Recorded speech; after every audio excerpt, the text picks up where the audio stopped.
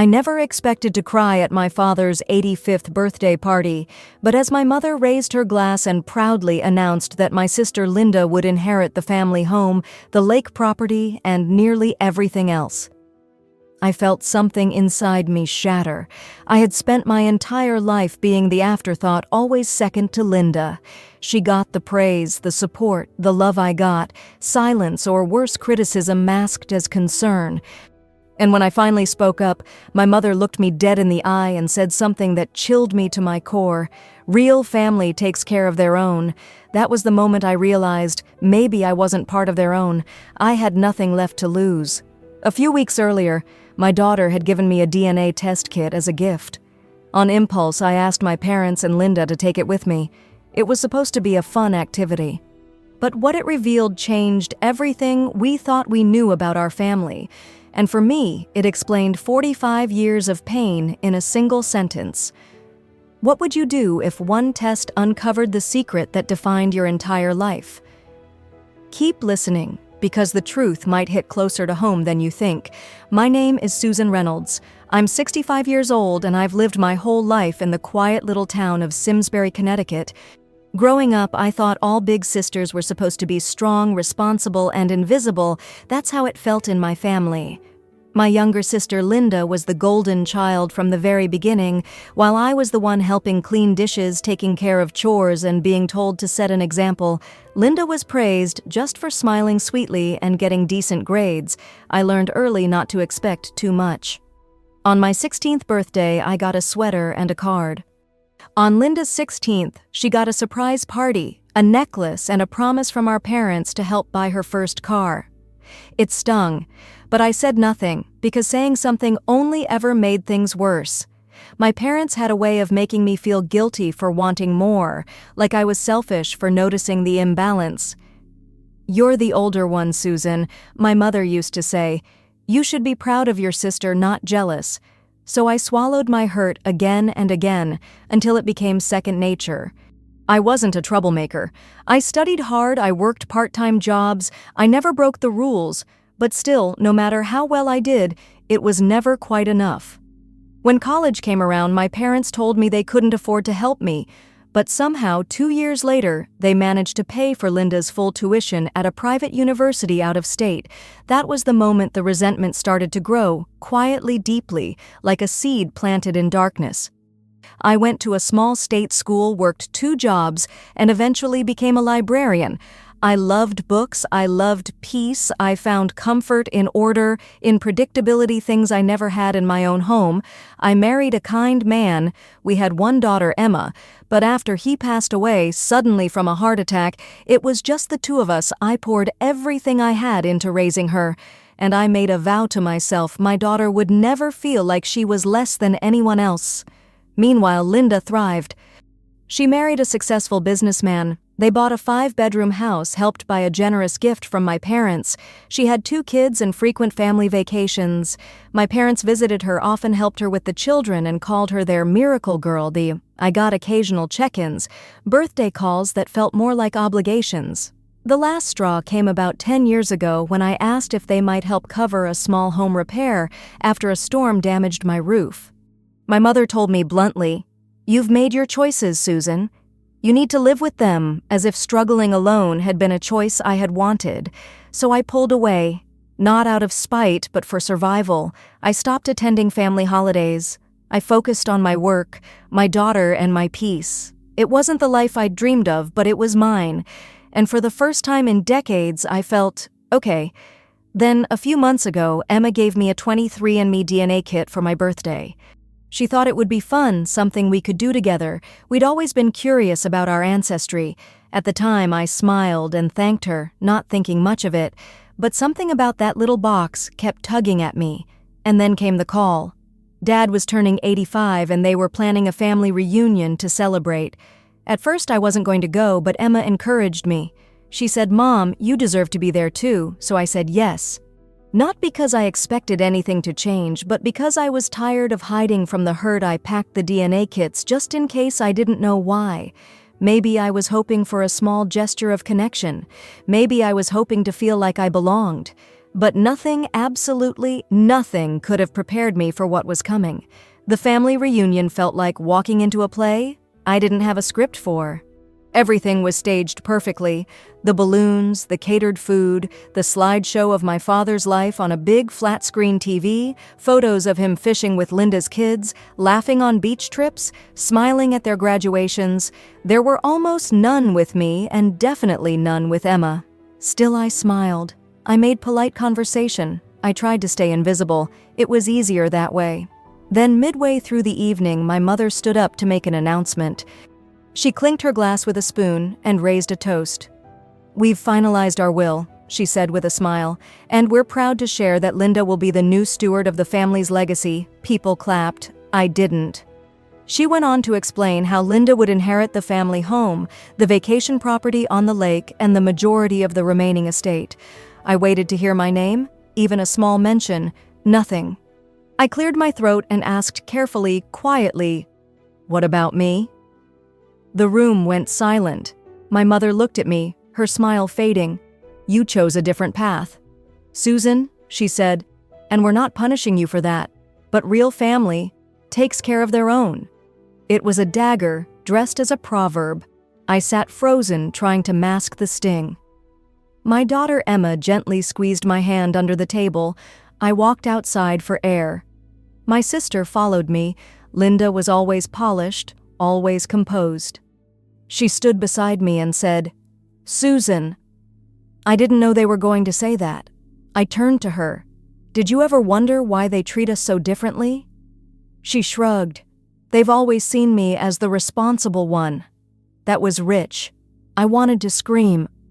I was the one who raised herself from nothing, but instead I just said, "You mean the favorite." She didn't deny it. I went back in and tried to collect myself. I didn't want to make a scene. But then I heard it, my mother speaking to Aunt Rachel in a hushed voice. She's always been difficult, just like her real mother, always drawing attention at the worst times. My stomach dropped. I stepped forward and asked, "What do you mean, real mother?" My mother's face went pale. She tried to brush it off. "Don't twist my words, Susan." But something had already clicked. That quiet little voice I had silenced for years suddenly screamed at me, "Something isn't right." I wanted answers. For once in my life, I wanted the truth. That's when I remembered the DNA kits in my bag. I walked into the center of the room holding the box in my hands. My voice shook, but I didn't care. "I brought these for fun." I said, "But maybe they can tell me something no one here ever has." The room was quiet. Linda looked uncomfortable. My father stared at the floor, and my mother. My mother looked like a storm cloud about to break. "I think we should all take them," I said. There was a long pause. Then, surprisingly, my father spoke. "It's her right to know," he said. Linda nodded. "Fine, I'll do it." Finally, my mother let out a long sigh and said, "If that's what you want, Susan, then let's do it." Emma distributed the test tubes one by one. We all did the swabs and sealed the envelopes. That night, as I packed to leave, I wasn't sure if I had made a mistake or started something I couldn't take back. But one thing was certain: I would finally get answers, even if they tore the only family I had ever known apart. And I had no idea just how far the truth would reach. 6 weeks later, the results arrived. Emma was the one who opened the email first. I was too nervous. She sat beside me on the couch, laptop in her lap, fingers trembling slightly. She looked at the screen, then looked at me. "Mom, you're not a genetic match to them," she said softly. I blinked. "What do you mean?" She turned the screen toward me. "You don't share DNA with Grandma or Grandpa or with Aunt Linda." I stared at the results. It didn't make sense. But then again, it made too much sense. I felt the room spin. My hands went cold. My chest tightened. Everything I had buried, every moment I had tried to convince myself that the favoritism wasn't real, that I just needed to try harder, came flooding back. The birthday snubs, the passive-aggressive comments, the way my mother never hugged me unless someone else was watching, it had all been leading here. I emailed the report to my parents and Linda. I told them I wanted to talk. 2 days later, we met at my parents' house. the same living room where I used to do my homework while Linda showed off her piano recitals to guests. I didn't even sit down. I got the results. I said, "I'm not your biological daughter." My father looked like he'd been holding his breath for years. He exhaled deeply, slowly, and lowered his head. My mother closed her eyes, her hands clenched in her lap. I waited. Then finally, my father spoke. "You were born in 1959. Your biological mother was my sister." My mind went blank. I wasn't sure I heard him correctly, what I said almost in a whisper. He nodded. "She was 20 years old.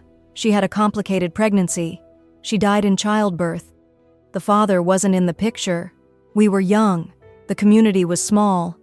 Your grandparents didn't want the scandal. So, we adopted you." I couldn't breathe. My throat burned. My aunt was my real mother. The woman I'd only seen in a few faded black and white photographs. My mother, no. The woman who raised me spoke next. Her voice was low, broken. "You looked so much like her. Every time I looked at you, I saw her face, and I hated her for dying and leaving us with the shame. I hated myself for feeling that way. And I hated that I couldn't love you like I should have." There it was. The thing I had felt my whole life but could never explain. "I always thought I was the problem," I said, barely able to speak. "You weren't," my father said. "We were. We failed you." A long silence filled the room. Then he added, "There's more." He reached for a folder on the coffee table. It was old, worn. He handed it to me. Inside was a trust document. She, your mother, left instructions. A lawyer helped her set up a trust for her child. For you. We never touched it. Not a cent. We left it in place all these years. I flipped through the pages. Investments, bonds, property rights. You're the sole beneficiary. He said, tears welled in my eyes, not because of the money, but because someone had wanted me. Someone who never got the chance to raise me, had still thought ahead, had made sure I'd be okay. My whole identity cracked open that day. I wasn't the forgotten daughter. I was the hidden one, and they had kept me in the dark for a lifetime out of shame, guilt, fear. I walked out of the house without another word, not in anger, but because there was no going back, not after this. For the first time in my life, I wasn't just trying to survive my family, I was trying to rebuild myself. The days that followed were strangely quiet, not just around me, but inside me. It was like my body had gone into some kind of emotional lockdown, protecting me from the weight of everything I had just learned. I wasn't ready to scream or cry, or even forgive. I just needed to think. The truth had rearranged every memory I had, every photo, every conversation. I wasn't the daughter they neglected. I was the niece they concealed. The replacement for a loss they never processed. I took time off work and drove up to a small cabin rental in Vermont. Just me and a notebook. No phone, no internet. Just snow silence and questions I couldn't run from anymore. One morning I opened the folder my father had given me again, the trust my biological mother had left behind. At first I didn't really care about the money, but now with a clearer mind I read through every page carefully, and that's when it hit me. She had planned for me. In the event of her death, she had set aside property, long-term investments, even educational funds, all untouched for decades, managed by a firm in Hartford. Her name was on the original deed of a small cottage by the shoreline. Not the same lake house my adoptive parents were giving to Linda, but one just 2 miles down the road. It was as if she had whispered through time, "I couldn't stay, but I made sure you'd have something that was truly yours." The next week, I met with the trust's managing attorney. He looked at me like he'd seen a ghost. "I've waited over 60 years for someone to walk through that door." He said, apparently my mother's instructions had been crystal clear, no distribution until the legal heir appeared and could prove biological connection. Now that I had DNA evidence, I was officially confirmed I was the heir. The assets were worth far more than I imagined: multiple properties, blue-chip stocks that had ballooned in value, and a portfolio that rivaled anything my adoptive parents had offered Linda. The irony was cruel and perfect. The daughter they'd ignored had become the wealthiest member of the family. But I wasn't interested in revenge. I didn't want to throw money around or prove I was better. What I wanted more than anything was clarity, and maybe purpose. So I made a plan. Step 1. I'd move into the cottage my mother had left. Quiet, secluded, peaceful. A place that belonged to me, not through someone else's approval, but through truth. Step 2. I would meet with my parents, my adoptive parents, and finally speak on my terms. I invited them to the cottage one Sunday afternoon. My father came in, slowly looking tired. My mother hesitated at the door. We sat at the small kitchen table. I served tea. No words at first, just silence. Then I said, "I'm not here for apologies." They looked surprised. "I'm here to tell you what I've decided." I explained what I'd uncovered, what I now owned, and what I intended to do. "I'm going to establish a foundation," I said, "in her name, my mother, for adoptees searching for their biological roots, for people like me who were kept in the dark too long." My mother looked down at her cup. Her fingers trembled. My father said softly, "You're doing more with her name than we ever did." I nodded. That's the point. Step 3. I contacted Linda. She asked to meet privately. She was shaken, not just by the inheritance, but by the truth. "I always knew something felt off," she admitted. "Like, there was this invisible line between us, and I never understood why." We sat on a bench by the lake. She reached for my hand. "I'm sorry," she said. "I wish I had been a better sister." I looked at her. "For what it's worth, Linda, you were the only part of that house that ever felt close to love. That was the first time we cried together, not over what we'd lost, but over what we might still have a chance to rebuild." 2 weeks after moving into the cottage, I received a letter. It wasn't from my parents or from Linda. It was from the Simsbury Historical Society. Apparently, word had gotten out about my inheritance, about the long-lost daughter of Eleanor Reynolds, a beloved schoolteacher who had died too young. They wanted to know if I'd be willing to speak at a community memorial for her upcoming birthday, to tell her story, to tell my story. At first I said no. Too soon. Too raw. But Emma encouraged me. "Maybe this isn't about them anymore," she said. "Maybe it's about you owning your truth." So I agreed.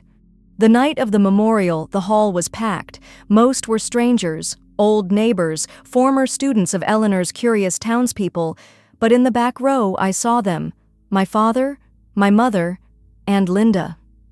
I stepped up to the podium. My hands trembled at first, but once I began speaking, a strange calm settled over me. I told them everything, about being raised in a family that loved me quietly but never fully. About discovering the truth through a DNA test no one expected to mean anything. About a mother I never knew who left behind a legacy I'm still learning how to hold. I didn't speak with bitterness, I spoke with clarity, and when I finished the room stood in silence. Then came a single clap, then another, until the entire room rose in applause. Afterward, people came up to me one after another to shake my hand, to thank me, to share their own stories of adoption, of loss, of fractured identity. And then my parents approached. My father looked me in the eyes. "I don't deserve to ask." He said, "But if I could go back, I would have fought to love you better." He reached into his pocket and handed me a small photograph, faded, folded at the edges. It was of my biological mother holding me in the hospital. "I've kept this all these years," he whispered. "I just didn't know how to give it to you." I looked at the image for a long time. There I was, tiny swaddled eyes barely open and her smiling, fragile, radiant. My mother, my real mother. Then came my mother, the one who raised me. She didn't speak at first. She simply held out her hands. I hesitated, but then I stepped forward. "I'm still angry," I said, "still hurt, but I'm not here to punish anyone." Her eyes welled up. "I'm sorry," she whispered. "I was scared of what people would say. And I took that fear out on you every day." I nodded. "I know," I said, "but fear isn't an excuse. It's a choice. And now I get to choose something else." We embraced, briefly, awkwardly, but it was real. Later that night, Linda and I sat on the porch outside the cottage. We watched the moonlight ripple on the lake. "I think she would have liked you," I said. Linda smiled. "I think she would have been proud of you." For once, we didn't need to compete. We were just two women, two sisters trying to make sense of the mess we were born into. Fallout didn't mean destruction. Sometimes it meant freedom, the kind that comes only after truth has done its damage and healing finally begins.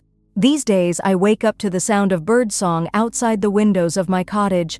The sun filters through the trees, the lake is still, and for the first time in my life, I feel like I'm exactly where I belong. I kept the photo my father gave me in a frame by my nightstand. It's the first thing I see every morning, the face of a woman who never got to raise me, but somehow still protected me, even in death. Her name was Eleanor. I say her name now, out loud. Often, because for 65 years she was erased from my story. Not anymore. The foundation I started in her honor, Roots Beyond Blood, has already helped dozens of people reconnect with their biological families. Some are adoptees like me. Others are birth parents who never stopped searching. I didn't start it out of anger. I started it because truth deserves a place to live. Secrets may protect reputations, but they also destroy people.